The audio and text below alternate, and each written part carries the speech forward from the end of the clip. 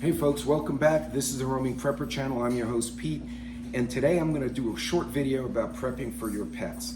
When we lived in Houston, we went through Hurricane Harvey. My oldest daughter was actually a surgical tech at one of the animal hospitals in Houston.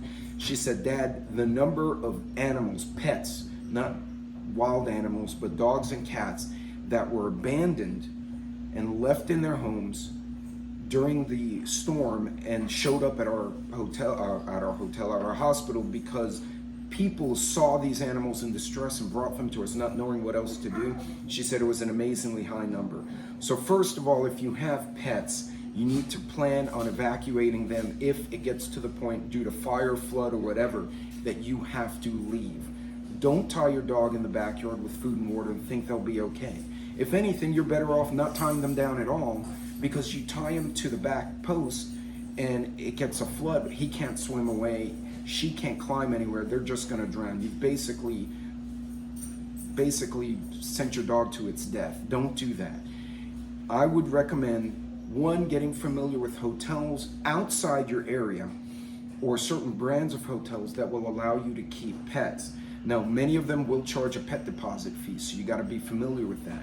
We travel a lot, so I know, for instance, the Staybridge Suites, the Courtyards, and some of the Holiday Inns will allow pets, but you have to call them and tell them in advance.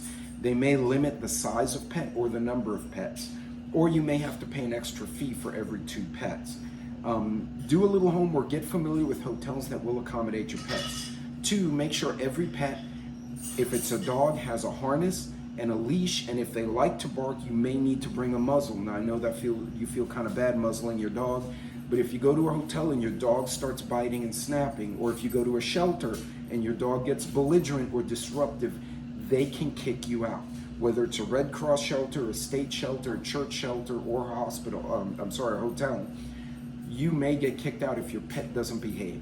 You want pets that are obedient, you want pets that are under control, and especially if they're bigger animals or they're mischievous like my corgis are, you want to be able to put them on a harness where you can pick them up and have positive control without choking your pet. We also have a pet bag. It's a backpack, really our park and travel pack. We can quickly fill it. We keep hard copies and digital copies of all their shot records. So if we have to go somewhere and they say, well, are your dogs up to date on the vaccines? I can show they've all had their rabies and distemper. They're not a threat to other animals. They don't have worms, etc. Now, for those of you who have livestock, it's a little more complicated. I'm not a livestock owner, so I'm speaking hypothetically, but I've seen a lot of farms, especially in Houston, they would leave the horses in the field, and then it would flood and the county had to go take care of it.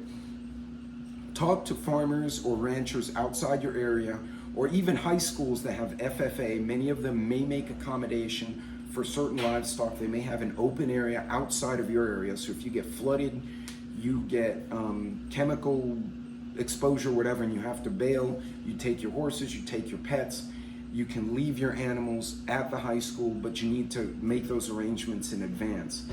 And most importantly, don't abandon your pets. I mean, I can't emphasize that enough.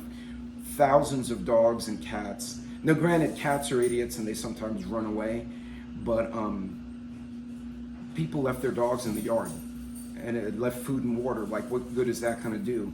If the yard floods, the pet has nowhere to go. They're going to drown. They're going to get tired of swimming and they're going to drown.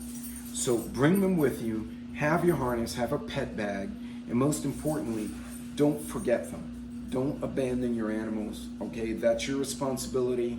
Not that I'm being preachy, but I am. I would never leave my pets. If I had any opportunity to go and physically get them and get them out, I would do so immediately. Also, keep in mind, as a former guardsman, when we went out in the field during Harvey, some of the guys had to then go and rescue an animal in floodwater where we had snakes, or there were other dangers in the water that we couldn't see. You're putting first responders at risk because you didn't make plans for your pets. So don't leave them, bring your critters, and remember, you're gonna need food and you're gonna need water. Even if you stay in place, factor in pets will need water in your water preps. So just something else to think about. Having some wee-wee pads for the younger dogs wouldn't be a bad idea. They also are great if you just got pick up a spill. So anyway, you guys be good, be safe out there. Remember, don't forget your companions. They rely on us. As much as we love them, they love us, but they rely on us to protect them from these greater threats. Don't abandon your dogs. You guys be good, be safe, God bless. I will see you all on the next video. Until then, take care of yourselves and pay attention to what's going on. It's getting really complicated lately. Be good.